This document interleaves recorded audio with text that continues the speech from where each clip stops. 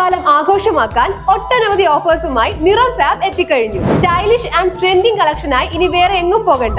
Ladies wear, kids wear, gents wear തുടങ്ങി ഫാമിലിയിലെ എല്ലാവർക്കുമുള്ള shopping നിറം ഫാബിൽ തന്നെ ആവാം. വള്ളത്തോൾനഗർ ഗ്രാമപഞ്ചായത്ത് കരാർ ലംഘനം നടത്തിയെന്ന ആരോപണവുമായി യുവാവ് രംഗത്ത്. ഭിന്നശേഷിക്കാരനായ മനോജാണ് കംഫർട്ട് സ്റ്റേഷന്റെയും വാഹന പാർക്കിംഗിന്റെയും കരാർ ഏറ്റെടുത്തത്. ഇത് ലംഘിച്ചു എന്ന ആരോപണവുമാണ് പഞ്ചായത്തിനെതിരെ ഉയർന്നുവരുന്നത്.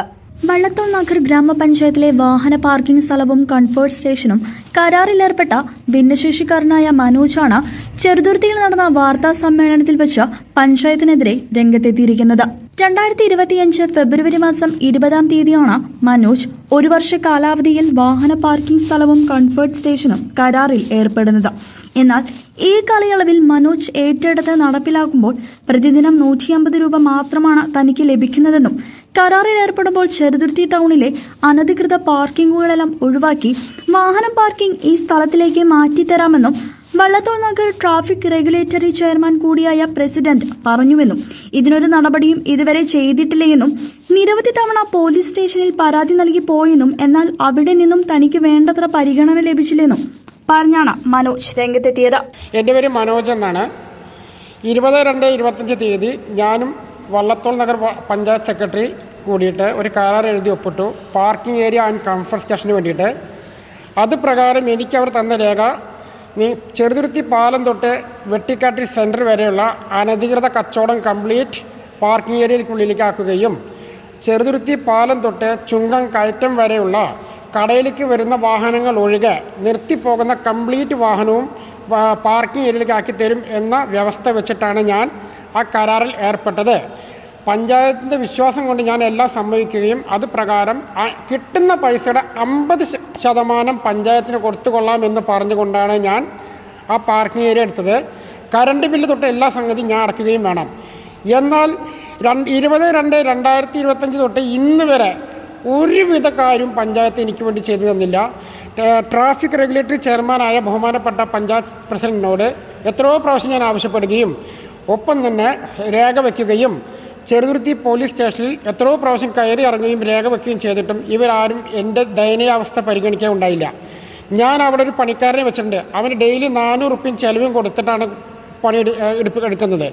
എനിക്ക് ആ പാർക്കിംഗ് ഏരിയ കംപ്ലീറ്റ് വാഹനം നിൽക്കുന്ന റോഡ്സ് വൈകിട്ട് വന്ന് നോക്കിയാൽ കാണാം. ഒരു അറ്റം തൊട്ട് ചെറുതുരുത്തി പാലം വരെ നിറഞ്ഞു കിടക്കുന്ന വാഹനങ്ങൾ. ഞാൻ എൻ്റെ പരാതി അവർ കണ്ടതേ ഗവനിച്ചില്ല. ബഹുമാനപ്പെട്ട റെഗുലേറ്ററി ചെയർമാൻ എന്നോട് പറയുകയാണ്, നീ പഞ്ചായത്തിൽ വന്നിട്ട് സമരം ചെയ്തിട്ടൊന്നും കാര്യമില്ല, അന്നത്തെ ദിവസം ഒരു ചെറിയൊരു ഇഷ്യൂ ഉണ്ടാവുന്നതല്ലാണ്ട് വേറെ ഒന്നും നടക്കില്ല എന്നാണ് അദ്ദേഹം എന്നോട് പറഞ്ഞത്. അതിൻ്റെ അർത്ഥം ഞാൻ സത്യത്തിൽ അവിടെ വഞ്ചിക്കപ്പെട്ടു. ഞാൻ ബജാജ് ഫിനാൻസിൽ നിന്ന് ലോൺ എടുത്തിട്ടാണ് ഞാൻ ഈ പരിപാടിക്ക് ഇറങ്ങി തിരിച്ചത്.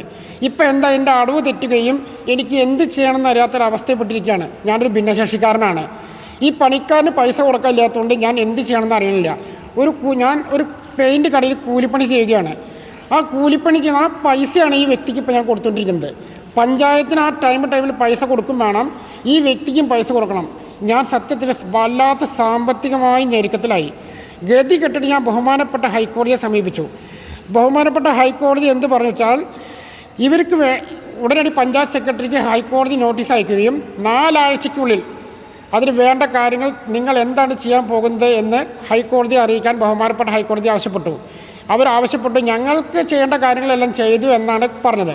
അപ്പോൾ ഹൈക്കോടതി എന്ത് ചെയ്തു, 1-ാം തീയതി 1/7 വിധി പ്രഖ്യാപിച്ചു.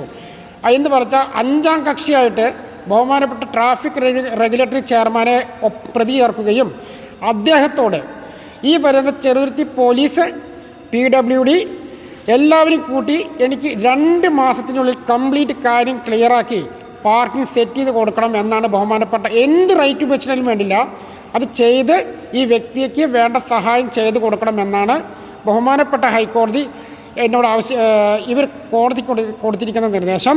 അതിൻ്റെ ഒരു കോപ്പി എന്നോട് എന്ത് പറഞ്ഞു, ഡയറക്റ്റ് പഞ്ചായത്തിൽ കൊണ്ടു കൊടുക്കുവാനും ആവശ്യപ്പെട്ടു. ഇപ്പം എനിക്ക് മനസ്സിലായി, എനിക്ക് ആരുമില്ല. എൻ്റെ കുടുംബക്കാർ പറഞ്ഞു, മനോജ് അരുത്, തെറ്റിലേക്ക് പോകരുത്, അവർ നിനക്ക് ചതിക്കും. എൻ്റെ വീട്ടുകാരെ ധിക്കരിച്ചിട്ട് ഇറങ്ങിയതുകൊണ്ടാണ് എനിക്ക് ഇന്ന് ഈ കഷ്ടകാലം വന്നത്.